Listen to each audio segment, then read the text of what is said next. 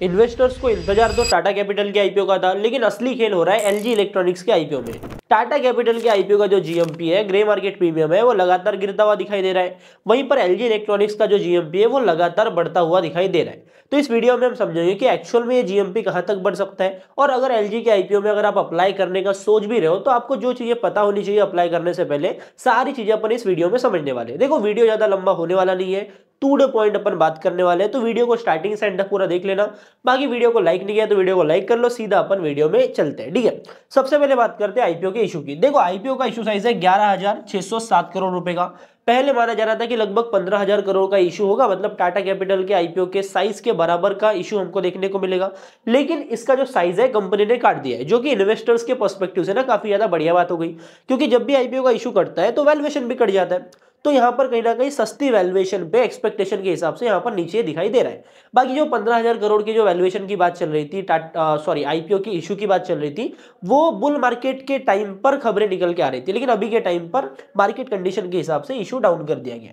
देखो समझने वाली बात यह है कि ये जो टोटल इशू होने वाला है, ये होने वाला है OFS, ऑफर फॉर सेल। देखो एलजी इलेक्ट्रॉनिक्स साउथ कोरिया की कंपनी है और इनकी इंडिया में सब्सिडरी है। हम इंडिया के बिजनेस की बात कर रहे हैं, तो ओवरऑल जितना भी बिजनेस है 100% इक्विटी जो है वो साउथ कोरिया की कंपनी के पास में थी। तो उसमें से ये 15%, पूरा 15% जो है स्टेक सेल कर रहे हैं, मतलब 15% स्टेक का OFS कर रहे हैं। नंबर ऑफ इक्विटी शेयर्स की बात करें तो 10.18 करोड़ इक्विटी शेयर्स हो जाते हैं। और कंपनी ने जो प्राइस रखा है यहाँ पर शेयर का, वो रखा है 1080 से 1140 रुपए पर शेयर का। देखो टाटा कैपिटल का आईपीओ 6 अक्टूबर को मार्केट में ओपन हो रहा है, ठीक है, और ये मार्केट में ओपन रहने वाला है 8 अक्टूबर तक। 9 अक्टूबर को इसका अलॉटमेंट का बेसिस क्लियर होगा और 13 तारीख को ये जो आईपीओ है मार्केट में लिस्ट हो जाएगा। वहीं पर हम एलजी की बात कर लेते हैं, लाइफ गुड, ठीक है, तो ये ओपन हो रहा है 7 अक्टूबर को। मतलब मेरे को लग रहा है एलजी के आईपीओ का जीएमपी देखकर सही में इन्वेस्टर्स की लाइफ गुड होने वाली है।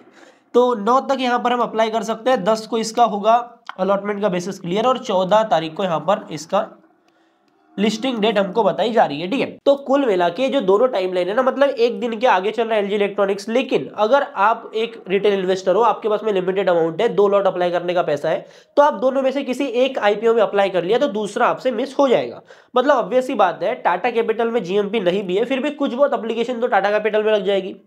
वहां से थोड़ा कंपटीशन जो है एलजी इलेक्ट्रॉनिक्स के लिए ऐसे ही कम हो जाएगा, क्योंकि टाटा के नाम पर भी इन्वेस्टमेंट होता है। और ऐसा नहीं है कि भाई लगभग 36 लाख 35 लाख एप्लीकेशन रखी गई है वहां पर टाटा कैपिटल में, तो वहां पर 10 लाख भी ना लगे। और वो 10 लाख अगर लग जाती है, एटलीस्ट 10 लाख कम से कम मैं बोल रहा हूँ, इससे ज्यादा लगेगी, तो 10 लाख का जो कंपटीशन है जो एलजी में आना था वो कम हो जाएगा। अभी एलजी में एक्चुअल में रिटेल इन्वेस्टर्स के लिए कितना रखा गया वो भी समझ लेते हैं।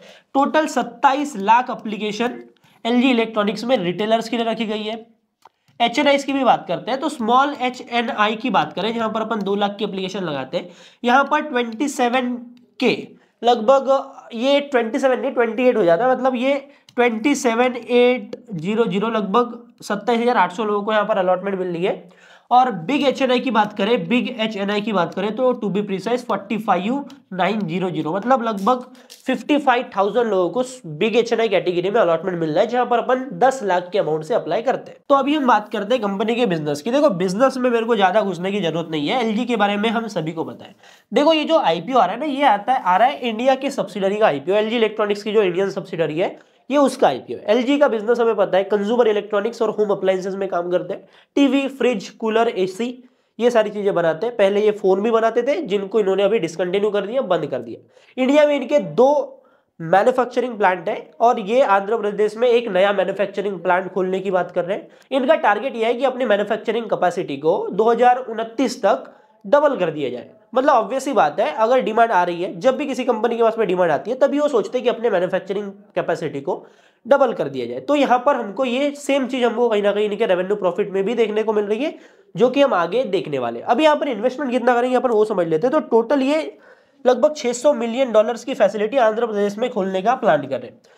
B2B काम करते हैं, B2C भी काम करते हैं, और इंडिया से लगभग 46 to 47 कंट्रीज को ये एक्सपोर्ट भी करते हैं। मतलब कहीं ना कहीं इनका जो बिजनेस है वो और भी ज्यादा डाइवर्सिफाई हो रहा है, बिजनेस का जो स्केल है वो काफी ज्यादा बढ़ता हुआ दिखाई दे रहा है। तो ऊपर ऊपर हमने समझ लिया कि बिजनेस ग्रो कर रहा है, पर एक्चुअल में कितना ग्रो कर रहा है, डेटा क्या बोलता है, फाइनेंशियल्स क्या बोलता है, वो भी समझ लेते हैं।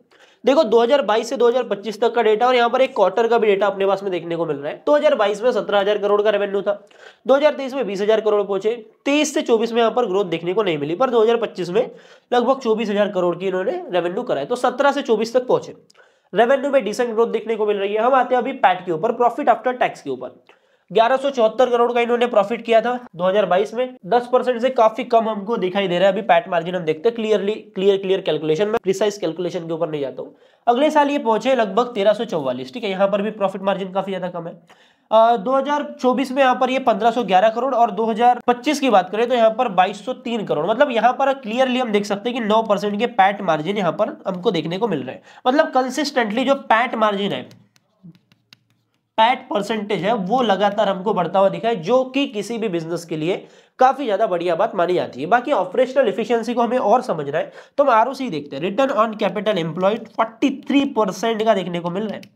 देखो इंडिया में जो इलेक्ट्रॉनिक्स कंजप्शन है ना, वो लगातार बढ़ता जा रहा है। देखो इसके पहले भी मैंने काफी सारी एनालिसिस करी है, उन सब में हमने क्लियर करा, इंडस्ट्री को थोड़ा डिटेल में समझा। इस वीडियो में उतना नहीं समझेंगे, मैं आपको सिर्फ बोल देता हूँ।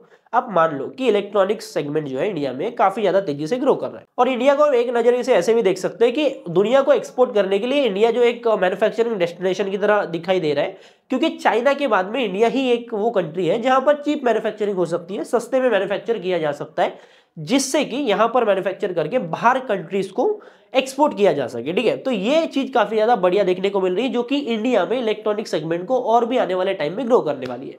अभी हम आते हैं वैल्यूएशन वाले मैट्रिक्स पर, तो पहले एबिटा देख लेते हैं। लगभग 12% का एबिटा ये कर रहे थे, वहां से पैट कन्वर्ट कर रहे हैं 9% का, जो कि काफी ज्यादा बढ़िया बात। तो मार्केट कैप की बात करें तो ये लगभग निकल के आ रहा है 77,380 का। ठीक है, पहले जो वैल्यूएशन ये बोल रहे थे ना 15,000 करोड़ का आईपीओ की बात कर रहे थे, तब 1 लाख करोड़ की वैल्यूएशन जा रही थी।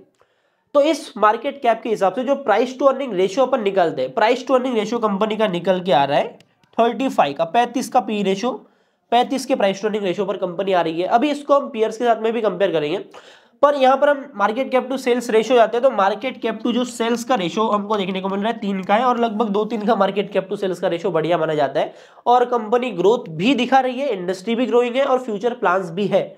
मतलब मैन्युफैक्चरिंग कैपेसिटी को ये 4 साल में डबल करने की बात कर रहे हैं, तो इन्वेस्टर्स कहीं ना कहीं इनके ऊपर भरोसा कर सकते हैं। और जो ट्रैक्शन इनका दिखाई दे रहा है ना प्रॉफिट में, वो भी अभी के टाइम पर काफी ज्यादा बढ़िया दिखाई दे रहा है।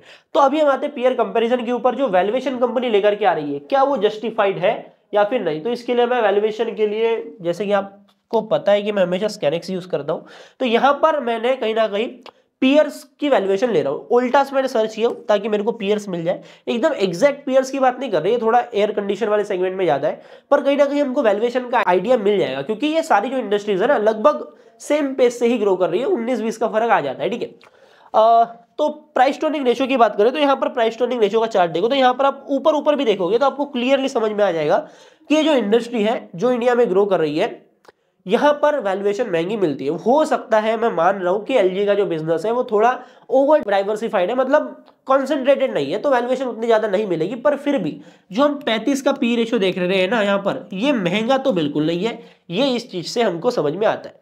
बाकी जीएमबी की बात करें, जो मेरी कमेंट्री है, जो फाइनल कंक्लूजन अपन ड्रॉ करने वाले हैं, उसके हिसाब से हम बात करते हैं। तो जैसे कि हमें पता है कि प्राइस बैंड 1080 1140, मतलब 1140 के भाव पर हमें शेयर मिलने वाला है। ग्रे मार्केट में प्रीमियम चल रहा है 228 रुपए पर शेयर का, लगभग 20% के करीब ये हो रहा है। ठीक है, अभी जो मार्केट में जीएमबी की ग्रोथ की पेस चल रही है वो काफी ज्यादा तगड़ी चल रही है। मैं आपको ऑलरेडी बोल चुका हूं कि भाई मल्टीपल एक्स भी सब्सक्रिप्शन आता है। मल्टीपल क्या ही आएगा, मतलब 2-3x 4x, ज्यादा से ज्यादा 4x भी मुश्किल है, क्योंकि 1 करोड़ एप्लीकेशन लगना चाहिए तब 4x का आता है। मतलब अलॉटमेंट के चांसेस बन रहे हैं। अगर आप प्रिपेयर्ड हो कि मेरे पास भाई 4-5 डीमेट अकाउंट है, तो आप निकाल लोगे, एक अलॉटमेंट तो निकाल लोगे। ठीक है, बाकी क्यूआईबी का सब्सक्रिप्शन अगर टाटा में, तो क्यूआईबी जाएगा। अगर क्यूआईबी कहीं ना कहीं एक्सपेक्टेशन के ज्यादा, मतलब एक्सपेक्टेशन से ज्यादा टाटा के कंपेयर में एलजी में घुस गया तो यहाँ पर ये जीएमपी बढ़ता हुआ दिखेगा। तो सारी चीजें डिपेंड करती है क्यूआईबीएस के ऊपर, क्योंकि रिटेलर्स का जो सब्सक्रिप्शन एलजी में जाने वाला है। बाकी जो भी अपडेट आती है मैं आपसे शेयर करूंगा। डे 2 के सब्सक्रिप्शन के ऊपर भी हम बात करेंगे, तो चैनल को सब्सक्राइब कर लो ताकि आगे आपको अपडेट मिले। बाकी टाटा कैपिटल और एलजी को एक बार कंपेयर भी कर लेंगे, कंपेरेटिव एनालिसिस भी कर लेंगे। तो वीडियो अच्छी लगी तो वीडियो को लाइक करो, चैनल पर नहीं तो सब्सक्राइब करो, बेल आइकन कॉल पे सेट करो। बाकी मैं मिलता हूं आपसे अगले नए वीडियो में, तब तक के लिए बाय बाय, टाटा, जय हिंद, जय भारत।